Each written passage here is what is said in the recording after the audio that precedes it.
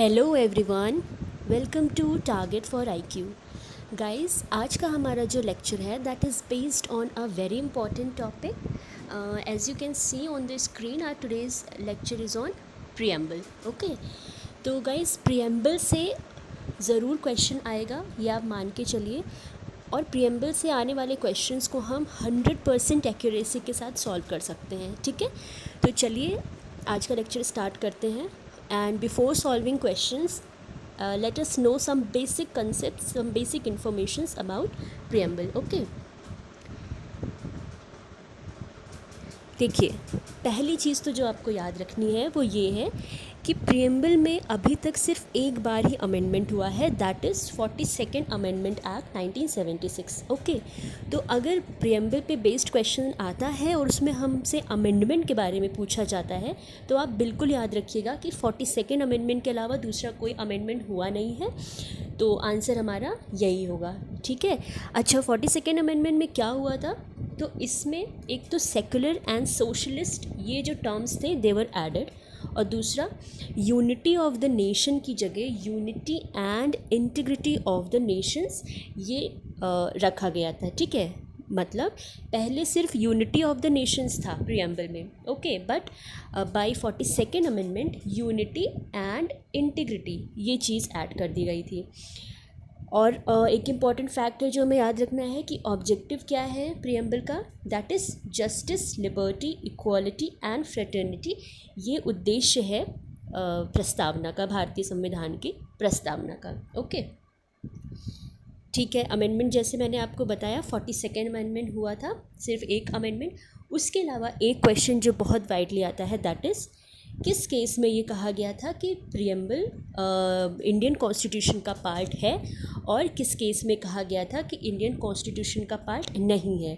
ठीक है, तो देखो बेरूबारी का केस आया था 1960 में। इससे आपको याद रखना है बेरूबारी ने बोला नहीं है, मतलब बेरूबारी सेड नो। बेरूबारी मना करते हैं चीज़ों के लिए, कैसे भी करके याद रख लो। यानी कि बेरूबारी में कहा गया था कि प्रियम्बल कॉन्स्टिट्यूशन का पार्ट नहीं है, और अगेन केशवानंद भारती केस में कहा गया था कि preamble is a part of the constitution. और इसी केस में कहा गया था that preamble can be amended but it's basic features in it can't be amended. यानी आप अमेंडमेंट कर सकते हो लेकिन जो बेसिक फीचर्स हैं उन्हें आप चेंज नहीं करोगे। So as we all know that basic structure का भी जो कंसेप्ट था वो केशवानंद भारती केस में आया था। तो ये समझ लीजिए क्वेश्चंस एक तरह से इसको भी आप आउट क्वेश्चन ही समझ सकते हो। प्रियम्बल से क्वेश्चंस आएंगे और आपको गलत बिल्कुल नहीं करना है। जितने टॉपिक्स मैं आपको बताऊंगी इसी के अराउंड ही क्वेश्चंस पूछेगा। ठीक है, अब स्टार्ट करते हैं हम अपना क्वेश्चन है। बट उससे पहले गाइज़ मैं आप लोगों को एक चीज़ ज़रूर कहना चाहूँगी कि कॉन्स्टिट्यूशन या फिर पूरे लीगल सिस्टम में आपको कुछ याद हो या ना हो, वैसे सब कुछ याद रखना है, बट प्रियम्बल आपको बाय हार्ट होना चाहिए। Not only for prelims mains but interview में यू नेवर नो कि पैनल आपसे क्या पूछ ले। ठीक है, तो अगर उन्होंने प्रियम्बल पूछ लिया कि प्रियम्बल सुनाइए, तो भाई आपको प्रियम्बल तो आना ही चाहिए ना। अदरवाइज़ आप सोच सकते हो आपको प्रियम्बल नहीं आएगा तो किस तरह से वो आपका सिलेक्शन लेंगे, और ले भी लेंगे तो रैंक फिर आपको कैसे देंगे, है ना। तो आप प्रियम्बल बाय हार्ट कर लो एंड आप देखना प्रियम्बल याद करने के बाद आपके आई वुड से 90% क्वेश्चंस एकदम 90 to 95% क्वेश्चंस एकदम सही होंगे जो भी प्रियम्बल पे आएंगे। ठीक है, तो चलिए लेक्चर स्टार्ट करते हैं। फर्स्ट क्वेश्चन है preamble of the constitution of preamble to the constitution of India is not a part of the constitution, indicates the objectives to be achieved, indicates the source from which the constitution derives its authority, is the source of authority to the constitution of India। तो देखिए इसमें से जो best suited answer है that is option C, indicates the source from which the constitution derives its authority। हमारे संविधान को authority कहाँ से मिलती है? अथॉरिटी प्रियम्बल से ही मिलती है। ठीक है, okay, the source of we the people in the preamble is, ये एक फैक्चुअल क्वेश्चन है, इसे याद रखिएगा, दैट इज़ यूनाइटेड नेशंस। जैसे बहुत सारी चीज़ें बोरो की गई ना हमारे कॉन्स्टिट्यूशन में, उसी तरह जो वी द प्रियम्बल था ये यूनाइटेड नेशंस से बोरो किया गया। Next, the preamble to the constitution of India secures justice, liberty, equality and fraternity to all persons those who reside within the within the territory of India, all citizens and those who reside within the territory of those citizens who reside within the territory of India। देखो मैंने क्या बोला, preamble याद कर लीजिए। अगर आप preamble याद कर लेंगे तो स्टार्टिंग में ही उसमें दिया हुआ है, स्टार्टिंग की जो थर्ड लाइन है, to secure to all its citizens. ठीक है, तो प्रियम्बल जो भी प्रिविलेजेस हमें दे रहा है वो सिक्योर करने की बात करता है टूवर्ड्स इट्स सिटीजन्स। ठीक है, और आप ये भी देखना कि फंडामेंटल राइट्स का जो पार्ट है, और नेक्स्ट लेक्चर हमारा उसी पे होगा, उसमें जो मैक्सिमम क्वेश्चंस आते हैं ना, कई सारे ऐसे होते हैं कि कौन से राइट्स सिटीजन्स को प्रोवाइडेड है, कौन से राइट्स पीपल को प्रोवाइडेड हैं। तो जब मैं ये लेक्चर कराऊंगी तो आपको इसका डिफरेंस बता दूंगी, और मैं साथ ही साथ एक जगह कंपाइल करके बता दूंगी कि 12 से लेकर 35 तक कौन कौन से आर्टिकल्स सिटीजन्स पे अप्लाई होते हैं और कौन कौन से पीपल पे। ठीक है, next question, the text of the preamble of the constitution of India aims to secure fundamental rights to all its citizens. देखो इसमें एक टर्म याद रखना, सिक्योर। क्या सिक्योर करने की बात करता है preamble? What? Fundamental rights to all its citizens, fundamental duties, dignity of the individual and unity and integrity of the nations, या security of service to the government servant. इसमें देखो अगर आपको प्रियम्बल याद है ना, अगेन वही चीज़, तो ये क्वेश्चन आपसे गलत नहीं होगा। उसमें डायरेक्टली दिया है to secure to all its citizens justice, liberty, equality, fraternity, और लास्ट में है dignity of the individual and unity and integrity of the nations. ठीक है, तो इसका राइट आंसर सी होगा। अच्छा ठीक है, unity and integrity of the Nations. अब आप बताओ ये किस अमेंडमेंट में इसको ऐड किया गया था? ठीक है, सोच के बताइए। या यू आर राइट, ये 42nd अमेंडमेंट में ये चीज़ आई थी 1976। ठीक है, तो इस तरह से भी हम बार बार जब रिवाइज करेंगे चीज़ों को तो गलत नहीं होगा हमसे, और बिल्कुल भूलेगा भी नहीं। Okay, next question, the correct order of the features of the Indian constitution is.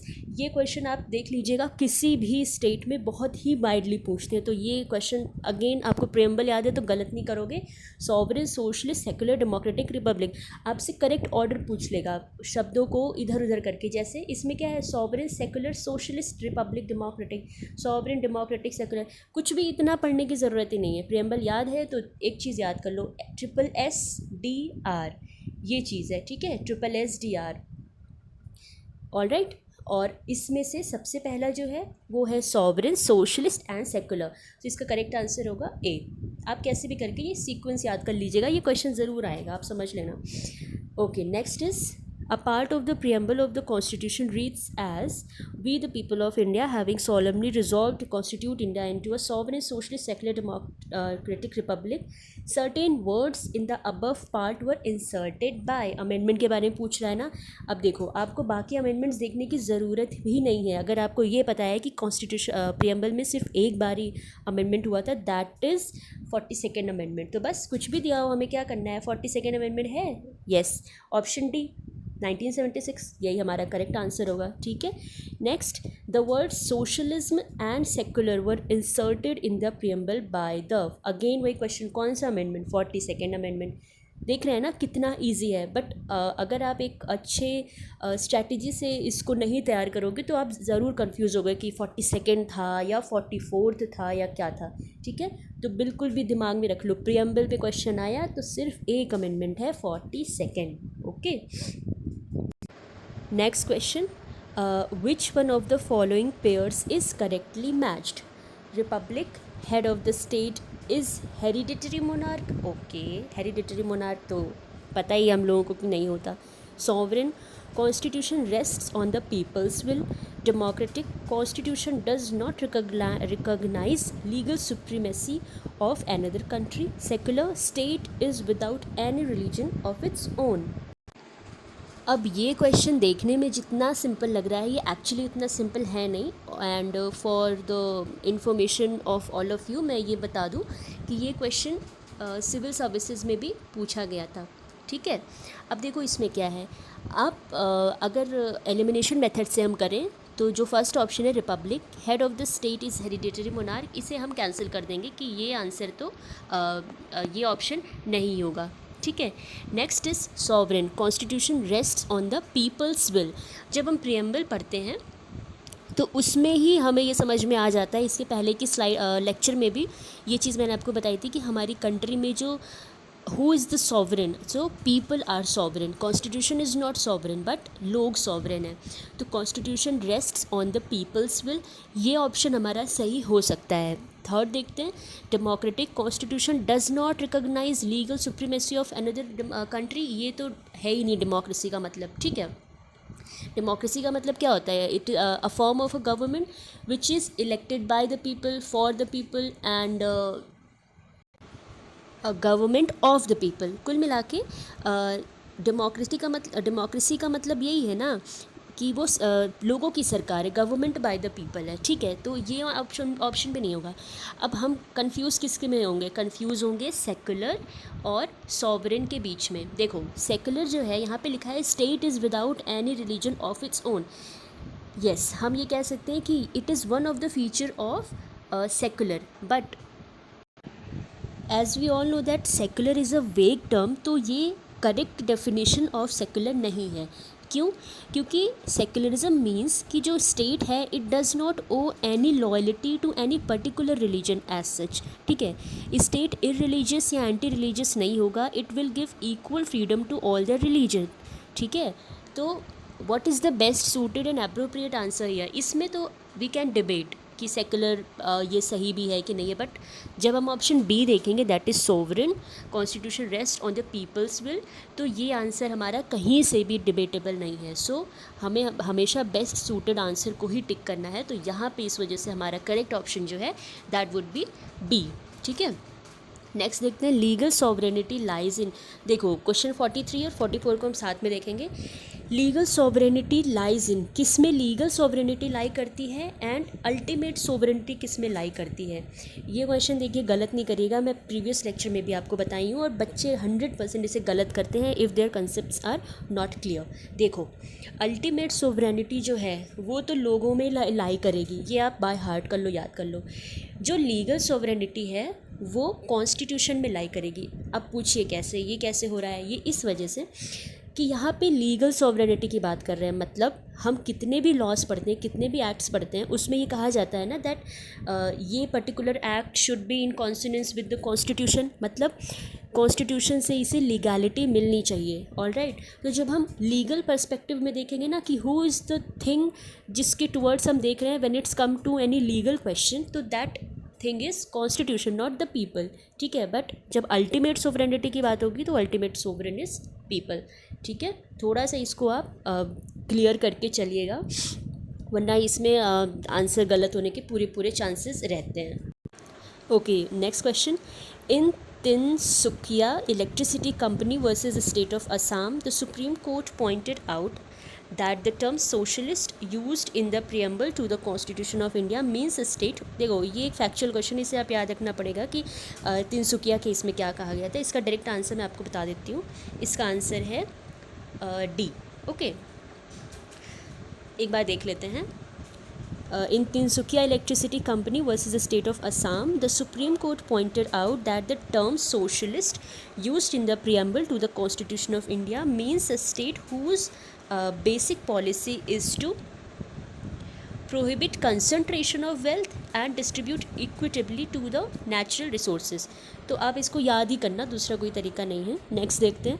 The obligation of the state to secure a social order for the promotion of welfare of the people means a social order in which all the institutions of the national life are secured and protected. Justice, social, economic and political shall inform all the institutions of the national life. All the institutions of the national life are subject to government control and the state is under obligation to make efforts for socio-economic development of the nation. ठीक है, इस state का obligation क्या है? To secure a social order for the promotion of welfare of the people. तो the obligation of the state जैसा कि preamble determine करता है that is to secure justice, social, economic and political. ठीक है, to all the institutions of national life या कि किसी भी लोगों को, किसी भी सिटीजन्स को भी जस्टिस हम प्रोवाइड कराएंगे, सोशल, इकोनॉमिक एंड पॉलिटिकल. ठीक है, so here the correct answer would be B.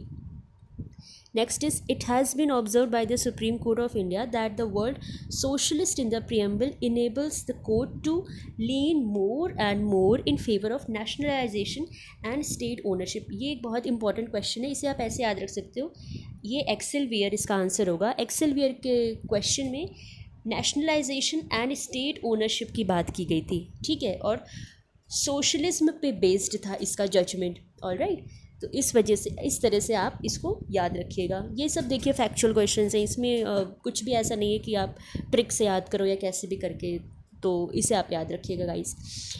The preamble to the Indian Constitution is not a part of the Constitution, a part of the Constitution, but it neither confers any powers nor impose any duties। देखो, एक तो बात ये है कि preamble जो है वो कॉन्स्टिट्यूशन का पार्ट है। किस में कहा गया था? केशवानंद भारती में। और किस में कहा गया था? नहीं है, बेरुबारी में, ठीक है। तो पहले तो जिसमें नॉट लिखा है उसे हम हटा देंगे, यानी ए ऑप्शन तो इसका नहीं होगा। दूसरी बात ये है कि in case of any ambiguity हमेशा कॉन्स्टिट्यूशन ही रेफ़र किया जाता है, ठीक है। तो यहाँ का जो ऑप्शन सी है वो देखो, a part of the constitution, ये तो सही है। And can be